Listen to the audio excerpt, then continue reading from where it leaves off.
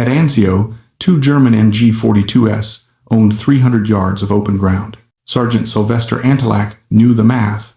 No cover, no armor, no smoke weight, and everyone dies. So he stood up, walked straight into machine gun fire, and turned his own body into the target, because one man absorbing the bullets was the only way his company could move. May 24th, 1944.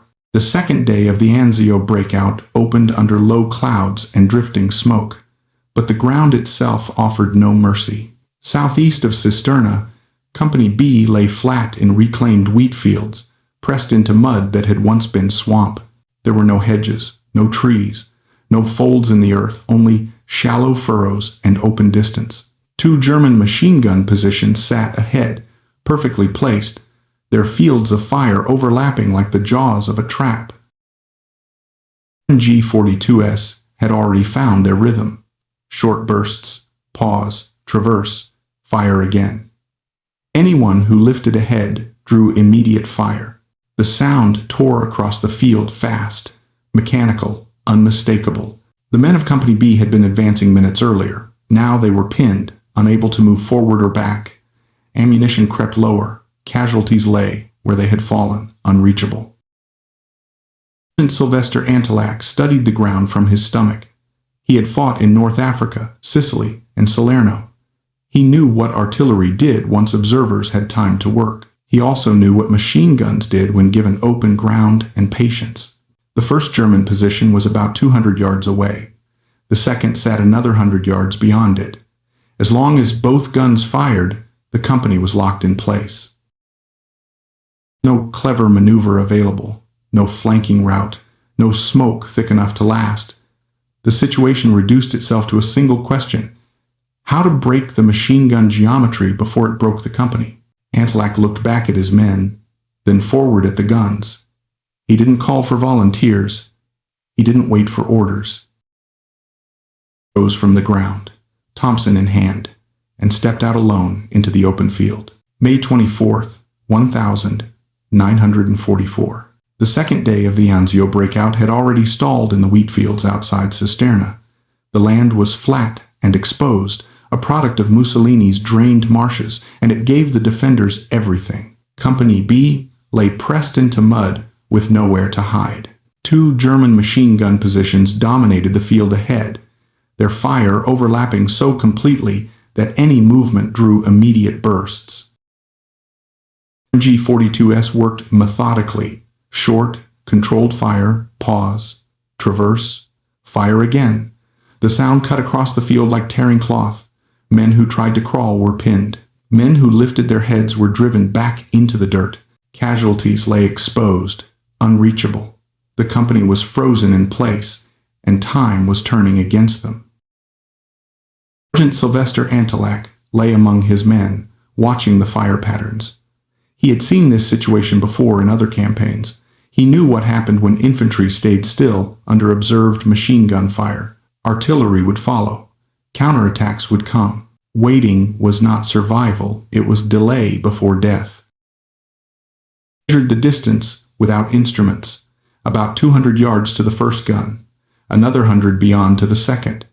As long as both fired, the company could not move. Silence, even one, and the geometry changed. The problem was not courage or firepower, it was access. There was no cover to advance behind, no smoke thick enough to last, no route to flank. The battlefield offered only one possible variable that could disrupt the gun's rhythm: a single, unmistakable target moving straight toward them. Black made his decision without ceremony. He checked his Thompson, rose from the ground, and stepped forward into the open field alone. The first burst hit him before he had covered 20 yards. The rounds struck his left shoulder and spun him sideways into the wheat. For a moment, the field went still. The German gunners assumed the problem had been solved. A man hit at that range did not get up. Black lay in the dirt for seconds, blood soaking into his uniform, the impact still echoing through his chest. Then he pushed himself up. The sight of him rising forced the MG-42 crews to react again. They fired a second burst, longer this time, walking the fire across his body. He went down hard. Men in Company B watched from behind, convinced they had just seen him die. But again, he moved. Again, he stood. The firing became urgent. The MG-42s abandoned careful bursts and chased him, barrels rattling as they tried to finish a target that refused to stay down. The volume of fire increased. The sound no longer measured. It tore. The third burst shattered his right arm. Bone broke. The Thompson slipped from his grip and fell into the wheat. Antillac collapsed for the third time, barely 50 yards from the German position. The gunners shifted their fire away, assuming the body in the field was finished at last. Wrong. To the fallen weapon, dragged it toward him, and wedged it under his left arm. He rose again, no longer running now, but advancing in a stagger, blood trailing behind him. At this distance, the Thompson was finally inside its range. He fired short bursts, each one forcing heads down inside the machine gun pit. Germans fell. The others saw a man with one arm destroyed, soaked in blood, still closing the distance. 10 of them dropped their weapons and raised their hands. The first machine gun went silent. The squad reached him moments later. A medic dropped beside Antillac, hands already moving toward the shredded shoulder and the shattered arm. Blood loss was severe. Shock was setting in. Evacuation was the only rational option. Black pushed the medic away. Didn't need to. He pointed past the captured position toward the second machine gun nest, still firing farther downfield, 100 yards away. The gun that still locked the company in place. Prisoners were disarmed and herded back. Antillac reorganized what was left of the squad. Men took ammunition from the fallen Germans. Others shifted forward, using the silent gun pit as the first scrap of cover they had touched all day. The field that had been a death trap minutes earlier had changed shape. Antillac started forward again. The Thompson still jammed under his left arm, his body visibly failing with every step. The Germans in the second position saw him coming and opened fire immediately. The bursts kicked dirt around his feet, then climbed. He crossed most of the distance anyway, 3/4 of the ground between the positions before the final burst caught him squarely. He did not rise. What they had just watched removed hesitation. Company B surged forward, firing as they ran, closing the last yards the Germans had believed were impassable. The second position collapsed under the assault. The guns fell silent. The field was finally open. Black lay where he had fallen, but the line had moved forward. The breakthrough continued. By nightfall, Company B was no longer pinned in the wheat fields outside Cisterna. The line had moved. The German defenses that had held Anzio for months were beginning to crack, not because of new weapons or better planning, but because one position had been broken when it had to be broken. Final accounting was brutal and simple. One machine gun nest destroyed, one captured. Nearly 20 German defenders killed or forced to surrender. A path opened for the company to advance. The cost was one sergeant who never came back. Sergeant Sylvester Antillac's charge did not rewrite doctrine. No manual would ever instruct soldiers to cross 200 yards of open ground alone under machine gun fire. But doctrine is not built for moments like Anzio. Doctrine assumes options. That field offered none. Antillak understood the problem in its most basic form. 2 machine guns controlled the ground, and someone had to step into their fire to break that control. He chose to do it himself, rather than send his men forward to be cut down. That choice, calculated, deliberate, and final, is what the Medal of Honor exists to recognize. Citation would later record the facts in measured language. The distance, the wounds, the enemy silenced. It could not record what the men who watched carried with them afterward.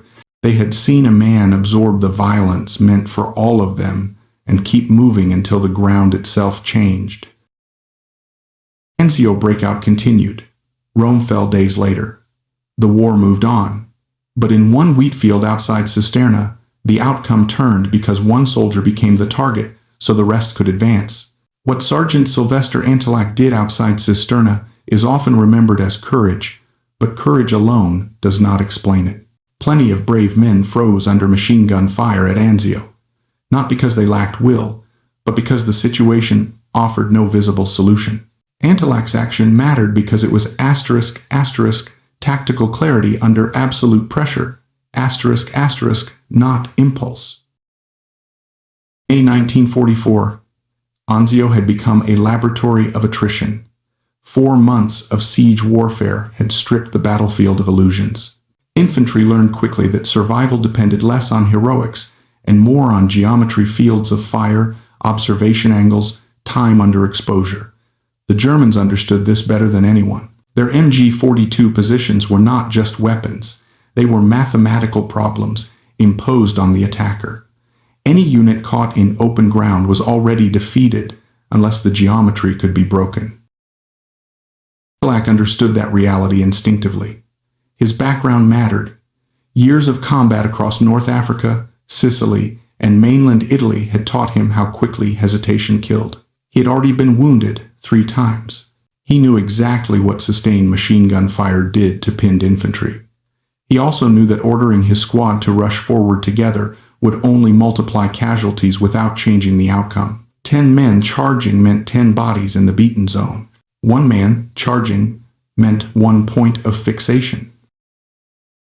Distinction is the heart of what later soldiers quietly recognized as the human target principle, even if no one ever named it formally. Automatic weapons, especially high-rate guns like the MG-42, depend on rhythm. They suppress areas, not individuals.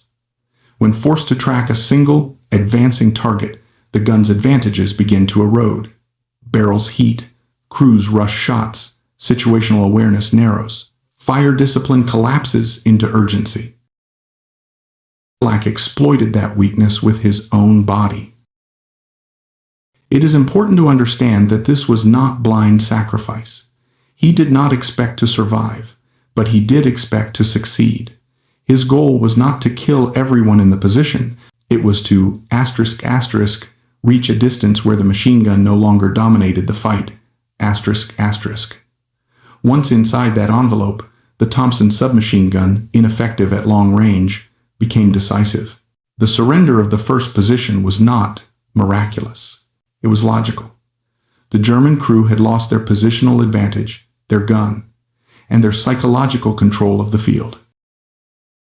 Followed was equally important. Antillac did not stop after silencing the first nest. Many men would have accepted evacuation at that point.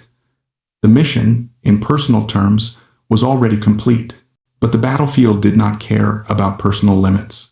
As long as the second gun fired, the company remained stalled. Antillac understood that partial success still meant failure for the unit, so he stood up again.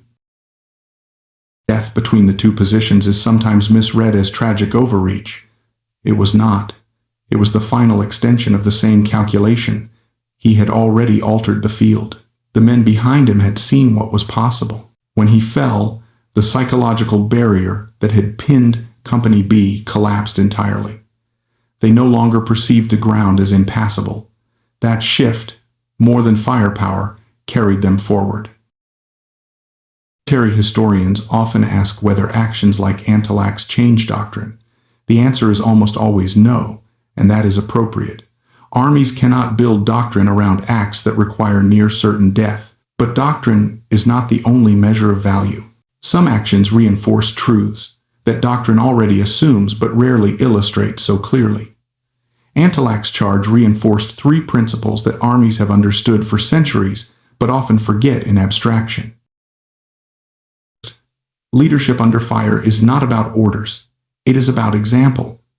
Antillac did not motivate his men with words. He removed their fear by absorbing it himself. Second, initiative matters more than compliance. No regulation required him to do what he did. The situation demanded it, and he acted. Third, war at the small unit level, is often decided by individuals who are willing to accept costs that organizations cannot impose. The Medal of Honor citation captures the mechanics: distance crossed, wounds sustained, enemy neutralized, but it cannot capture the transfer of resolve that occurred in that wheat field. Men who witnessed such acts carried them forward for the rest of their lives. Some became leaders themselves. Some survived the war and returned home with a standard for courage that could never be matched by training manuals or lectures. Murphy later wrote about Antilac not because it made a good story, but because it explained something fundamental about combat, that sometimes the only way forward is for one person to step into the space everyone else fears. Not because he is fearless, but because he understands the cost of inaction. Antilac is buried in Italy, his grave marked like thousands of others: name, rank, date, no description of the field, no mention of the machine guns, no reference to the men who advanced because he fell. That simplicity mirrors the act itself. There was no flourish, no speech, no expectation of remembrance. There was only a problem, a decision, and an outcome. The Anzio breakout continued. Rome fell. The war moved north. Strategically, Antilac's charge was a small event inside a massive campaign. Humanly, it was everything. It showed how wars are not won solely by plans drawn on maps or artillery counted in thousands, but by moments when an individual recognizes that the burden must be carried by someone and chooses to be that someone. That's why his story endures.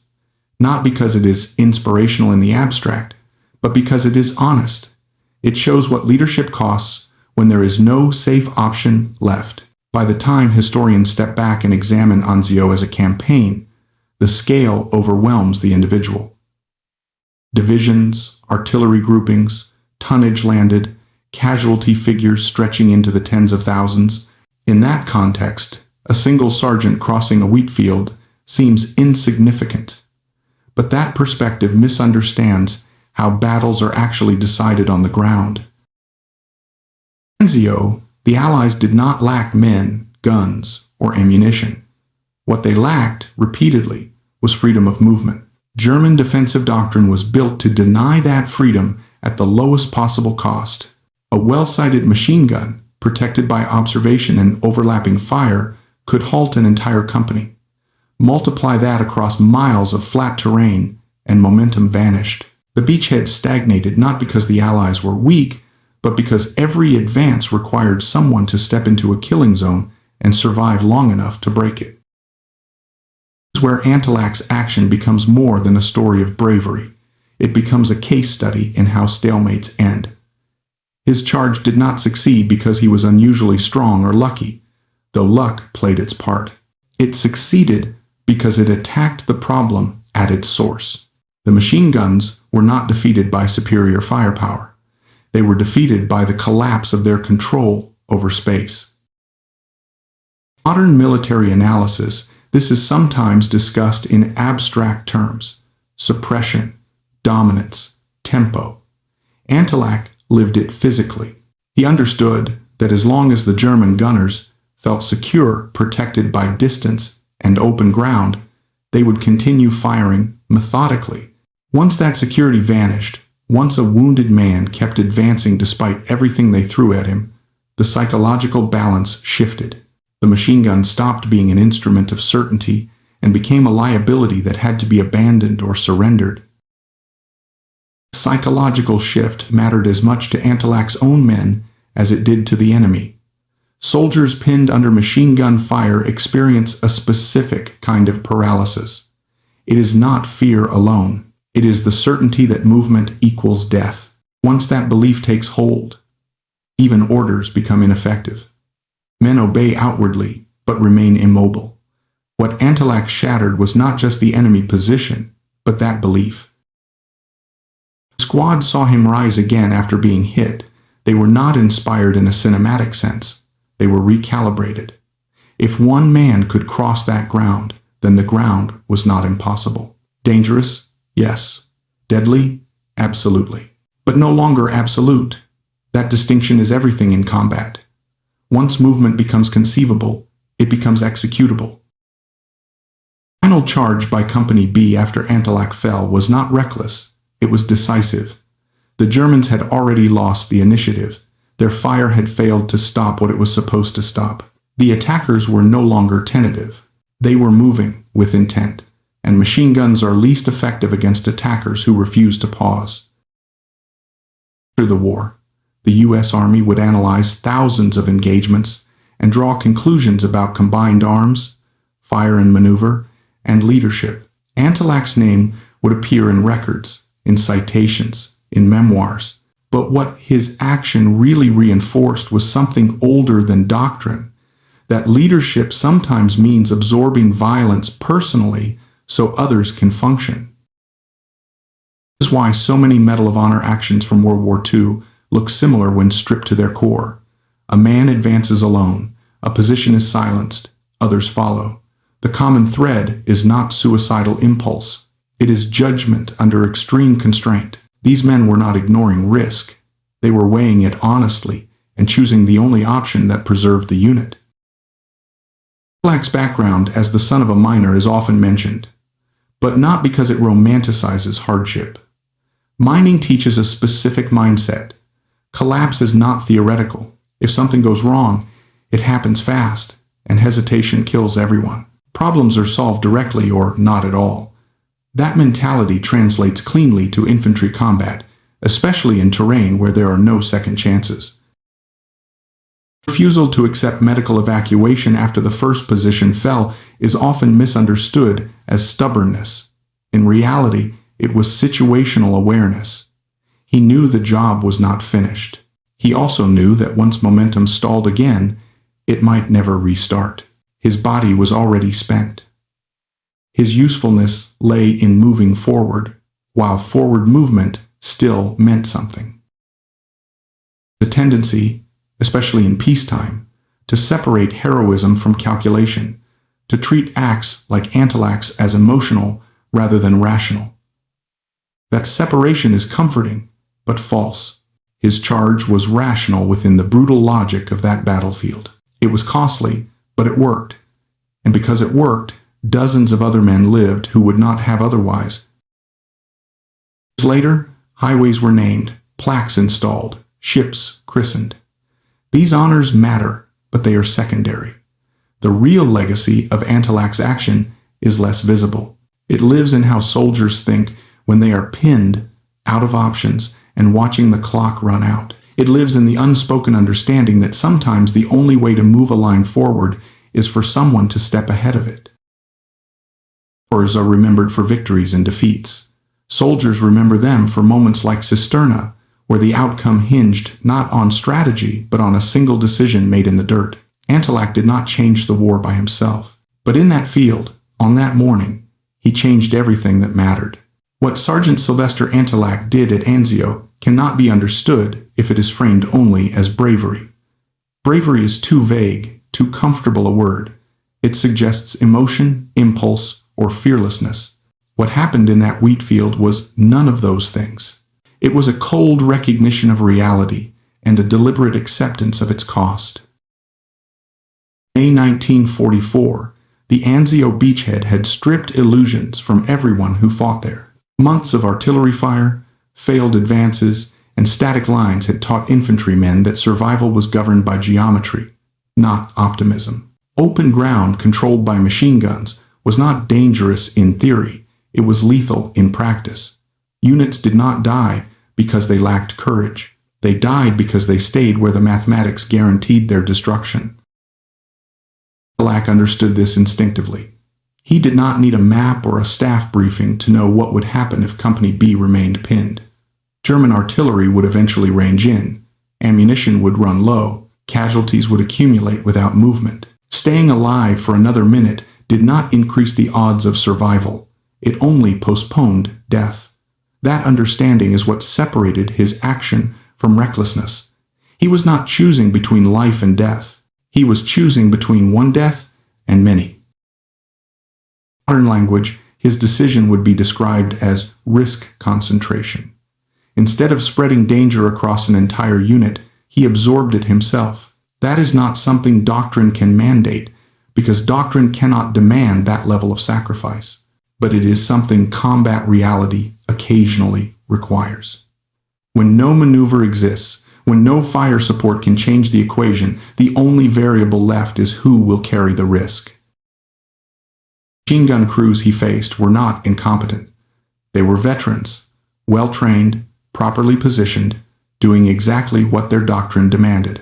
Their weapons were designed to dominate open ground through volume, suppression, and inevitability. They did not expect a man to stand up and keep coming after being hit. That expectation mattered. Automatic weapons rely not only on firepower, but on the assumption that fire will stop movement. When that assumption breaks, even briefly, control begins to erode. Antilac's advance forced the enemy to abandon the comfortable logic of suppression and switch to urgent target fixation. Bursts became longer, fire discipline collapsed, situational awareness narrowed. The gun that had dominated space now had to solve a single, immediate problem, and in doing so, it lost control of everything else. By the time Antilac reached effective range, the tactical balance had already shifted. The surrender of the first position was not a miracle. It was the natural outcome of a system pushed beyond its assumptions. Followed reveals the deeper lesson. After silencing the first gun, Antilac refused evacuation. This moment is often misunderstood as stubbornness or pride. In reality, it was battlefield awareness. He knew that momentum was fragile. If it stalled, the company would freeze again, and the second machine gun would reassert control. His physical condition no longer mattered. His remaining value lay entirely in movement. Forward motion itself had become the weapon. Fell between the two positions, his action did not fail. It completed its purpose. The men behind him no longer perceived the ground as impossible. They had seen the line bend. That psychological shift is rarely captured in after-action reports, but it is decisive in infantry combat. Once soldiers believe movement is possible, they move. Once they move with intent, machine guns lose much of their power. That's why actions like Antilac's echo long after the battle ends, not because they are inspirational stories, but because they clarify truths that are otherwise learned too slowly. Leadership at the small unit level is not about command, presence, or eloquence. It is about removing paralysis. Sometimes that means issuing orders. Sometimes it means standing up first. An uncomfortable reality embedded in this lesson. War does not reward virtue evenly. The men who do the most to preserve their units are often the least likely to survive. That is not tragedy layered on heroism. It is the basic arithmetic of combat. Someone must absorb the initial violence so that others can function. Antilac did not create that rule. He simply obeyed it. Peacetime, societies prefer to speak about sacrifice in abstract terms. They celebrate medals, memorials, and named highways. Those gestures matter, but they soften the truth. The truth is that Antilac's choice was not noble in the poetic sense. It was brutal, practical, and irreversible. He chose certainty for himself to create uncertainty for the enemy and possibility for his men. The deeper lesson extends beyond war. Extreme situations strip away optional values and leave only essential ones. When systems fail and options collapse, individuals are forced to decide what they are willing to lose to preserve something larger than themselves. Antilac's story endures not because it glorifies death, but because it exposes the cost of leadership when there is no safe alternative. He did not change doctrine. He did not invent a tactic. He did not expect recognition. He solved a problem that could not be solved any other way. That is why his action still resonates. It reminds us that behind every advance, every breakthrough, and every line moved on a map, there are moments where someone steps forward knowing exactly what it will cost. Anzio breakout continued. Rome fell. The war moved on. But the lesson remains unchanged. When there are no good choices left, leadership is not about choosing the best option. It is about choosing who will pay the price. Price is rarely paid in a way that looks clean or heroic from a distance. It is paid in confusion, pain, and seconds that feel endless to the people living inside them. From the outside, history compresses Antilac's action into a paragraph or a citation. From the inside, it unfolded moment by moment with no certainty that it would work and no guarantee that anyone would even understand what he was trying to do. There's another truth that stories like this force us to confront. Combat decisions are made without the clarity that hindsight provides. Antilac did not know that the first machine gun crew would surrender. He did not know that his men would surge forward after he fell. He did not know that his action would later be written about or remembered. He knew only that the company was pinned, that time favored the enemy, and that doing nothing was the one option that guaranteed failure. Modern discussions of warfare often emphasize technology, networks, precision, and coordination. All of those matter. But at the lowest level, war still collapses into human perception and human will. A machine gun dominates because people believe it dominates. Suppression works because it convinces soldiers that movement is pointless. When that belief is shattered, even briefly, the most sophisticated weapon loses much of its power. Black shattered that belief twice, once for the enemy and once for his own men. For the German gunners, the sight of a wounded man continuing to advance undermined their expectation that fire would produce control. For Company B, the sight of their sergeant refusing to stop moving undermined the assumption that the field was impassable. Both shifts happened before the tactical outcome was decided. The surrender and the final charge were consequences, not causes. There's a reason so many Medal of Honor actions involve individuals moving forward alone. It is not because armies prefer lone heroes. It is because in moments of paralysis, a single moving figure can change how an entire battlefield is perceived. One person breaks the pattern, and once the pattern breaks, everything else becomes possible. It leads to an uncomfortable moral tension. Societies depend on people like Antilac in war, but cannot ethically demand that anyone behave as he did. His action was voluntary in the deepest sense. No order compelled it. No regulation justified it. That is why it carries weight. It represents a choice made without coercion, under conditions where the cost was fully understood. After war's end, nations struggle with how to honor such choices without turning them into expectations. Medals and memorials are one way to say, this was extraordinary, not normal. They mark the boundary between what can be asked and what can only be chosen. Antilac's story sits exactly on that boundary. It also challenges the comforting idea that leadership always preserves the leader. In many civilian contexts, good leadership is associated with longevity, success, and reward. In combat, good leadership often shortens lives. The men who take the greatest risks do so precisely so others do not have to. Survival, in these moments, is not distributed fairly. Why veterans often speak about actions like Antilac's with a tone that is neither celebratory nor sentimental. There is respect, but also gravity. They understand that such acts are necessary in war and devastating in their implications. They are not things to be repeated lightly or admired without context. The final lesson, perhaps the hardest to accept, is that stories like this are not arguments for war. They are arguments against forgetting what war demands. When people speak casually about conflict, strategy, or sacrifice, Antilac's charge stands as a corrective. It shows what sacrifice actually looks like when rhetoric is stripped away. It shows that victory is not an abstract achievement, but a series of decisions where real people absorb real consequences. And Antilac did not give his life for an idea or a symbol. He gave it to solve an immediate, concrete problem. 2 machine guns, 1 field, 1 pinned company. That specificity matters. It keeps the story grounded in reality rather than myth. It reminds us that history is shaped not only by grand plans, but by moments when individuals confront impossible situations and act anyway. long as wars are fought by people on the ground, those moments will continue to exist.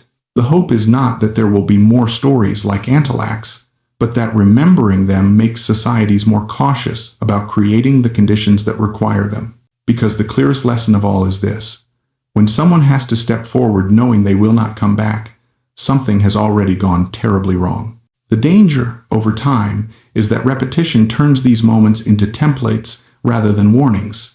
When stories of sacrifice are told without their full weight, they risk becoming inspirational slogans instead of sobering reminders. Antilac's charge was not proof that war brings out the best in people. It was proof that war corners people until only the hardest choices remain. In peaceful societies, we are accustomed to believing that problems can be solved through adjustment, negotiation, or delay. In combat, delay often worsens the problem. The battlefield punishes indecision not because indecision is morally wrong, but because time itself becomes an enemy. At Anzio, every minute Company B remained pinned increased the probability of annihilation. Antilac did not act because he wanted to change the situation dramatically. He acted because he understood that the situation would change anyway, and almost certainly for the worse. This is a lesson that extends beyond the battlefield, though its most extreme form appears there. When systems fail, when structures collapse, when the safeguards that normally distribute risk evenly disappear, responsibility concentrates. Someone must act, or consequences cascade. In war, that concentration is brutal and immediate. There is no insulation between decision and outcome. The cost is paid in blood, not reputation. Black's background matters not because it romanticizes hardship, but because it shaped how he understood inevitability. Growing up in mining communities teaches a specific awareness. When supports fail, collapse is not gradual. There is no committee meeting underground. You either move or you are buried. That mindset carries into combat more directly than any formal leadership training. He recognized structural failure before it was obvious to others and acted before collapse became irreversible. The uncomfortable truth is that Antilac's action only makes sense when viewed from inside the unit, not from above it. Strategically, his death did not alter the Italian campaign in isolation. Operationally, it did not appear on maps or in after-action summaries beyond a few lines. Tactically, however, it mattered completely. The company advanced because he acted. That advancement mattered to the men who lived and to the families they would return to. War is often decided in these local, personal margins that never appear in grand narratives. Tension between scale and meaning is why stories like this resist clean interpretation. At the national level, they become symbols. At the human level, they remain deeply personal. For the soldiers who witnessed Antilac's charge, it was not a lesson in courage as an abstract virtue. It was a lesson in what survival sometimes costs and who ends up paying that cost. Also a darker lesson embedded here, one rarely discussed openly. Acts like Antilac's can create expectations in the minds of those who did not experience them firsthand. Later leaders, reading citations or hearing simplified versions, may unconsciously internalize the idea that such sacrifice is replicable or desirable. It is neither. It is context-specific, born of failure elsewhere, and dependent on circumstances no one should seek to recreate. That's why militaries honor such actions while simultaneously insisting they are exceptional. They represent the edge of what can be asked of a human being. Beyond that edge lies coercion, and coercion destroys the moral foundation that makes voluntary sacrifice meaningful. Antilac chose his path freely, under pressure, but without compulsion. That freedom is what gives his action its weight. Years pass, and witnesses disappear. The temptation grows to sanitize these stories. Pain becomes prose, fear becomes valor, death becomes destiny. Resisting that sanitization is part of honoring the truth. Antilac did not stride forward with clarity and confidence. He moved through shock, injury, and narrowing awareness, driven by a single understanding. If he stopped, everything stopped. Understanding is not unique to war. In crises of all kinds, natural disasters, systemic failures, moments of moral collapse, there are points where hesitation multiplies harm. Most of the time, societies are built to prevent individuals from bearing such burdens alone. When those structures fail, someone inevitably stands where Antillac stood, though usually without recognition. What makes war different is the frequency with which such moments are manufactured deliberately. Political decisions create conditions where ordinary people are forced into extraordinary choices. Remembering Antillac's story responsibly means remembering that his courage was necessary only because the situation demanded it. The highest respect is not imitation, but prevention. And Antillac's legacy is not the number of enemy soldiers neutralized or the distance he crossed under fire. It is the clarity of his choice under constraint. He saw the problem as it was, not as he wished it to be. He accepted the cost without illusion, and he acted in a way that preserved the lives and agency of others at the expense of his own future. It is a hard lesson, and not a comforting one. It offers no easy inspiration, no reassurance that sacrifice is always rewarded, no promise that bravery guarantees survival. It offers only honesty. And perhaps that honesty is the most valuable inheritance left by those who faced the worst conditions humans create and still chose to act with purpose. As Antillac's story is told in that spirit, not as a celebration of war, but as an indictment of its demands, it retains its meaning. It reminds us that behind every medal lies a moment no one should have to face, and that the true measure of remembrance is not applause, but restraint. Restraint, however, is the hardest lesson to carry forward, because it asks societies to learn from pain rather than from victory. Victories are easy to remember. They can be counted, named, and celebrated. Pain resists simplification. It lingers in memories that do not fit neatly into narratives of progress or triumph. Antillac's story endures precisely because it refuses to resolve cleanly. There is no sense in which his death feels worth it in isolation. It was necessary in that moment, but necessity is not the same as justification. Distinction matters deeply. When necessity is confused with justification, sacrifice becomes a currency to be spent rather than a tragedy to be avoided. Antillac did not justify the conditions that placed him in that wheat field. He merely responded to them. The moral responsibility for those conditions lies far above him in decisions made long before he stepped into the open ground. Remembering this separation is essential if such stories are to educate rather than seduce. Another subtle lesson lies in what Antillac did not do. He did not wait for permission. He did not consult higher command. He did not attempt to preserve himself for future usefulness. In stable systems, those instincts are virtues. In collapsing systems, they become liabilities. War frequently forces individuals to choose between institutional logic and situational truth. Antillac chose the latter, fully aware that the institution might never fully capture or understand his reasoning. Choice reveals the limits of centralized control in extreme environments. No doctrine, however well written, can anticipate every configuration of terrain, morale, timing, and human exhaustion. At some point, authority devolves to the person closest to the problem. This is not a failure of organization, it is an inherent feature of conflict. Antillac's action sits at that boundary where formal structure ends and human judgment begins. There's also a lesson here about memory itself. Stories like this are often retold with an implicit question: what would you have done? It is a tempting question, but also a misleading one. Most people will never face a situation like Anzio, and that is a good thing. The more useful question is not whether we would act the same way, but whether we understand what created the need for such action in the first place. Understanding does not require admiration, and it does not require condemnation. It requires honesty. Antillac's charge was not an anomaly in World War II. It was one of hundreds of moments where individuals absorbed catastrophic risk so that others could function. The fact that these moments recur across wars and cultures suggests something unsettling. That modern conflict reliably produces conditions where such choices become unavoidable. Realization should not lead to cynicism, but to caution.